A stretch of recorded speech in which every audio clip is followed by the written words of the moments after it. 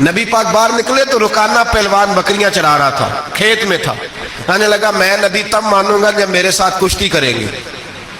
حضرت بلال حبشی رضی اللہ تعالیٰ عنہ فرماتے ہیں کہ حضور کا مزاج نرم و نازک تھا، ہاتھ پھول سے زیادہ نرم ہوتے تھے، کستوری سے زیادہ خوشبودار ہوتے تھے، نرم و نازک وجود تھا، مکھی نہیں بیٹھتی تھی۔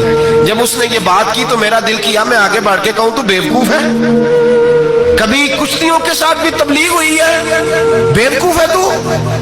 کہتے ہو، کہنے لگا جی میرے ساتھ تو سینکڑوں لوگ آئے، کوئی مجھے گرا نہیں سکا، اگر آپ گرا دے تو میں کلمہ پڑھ لوں گا۔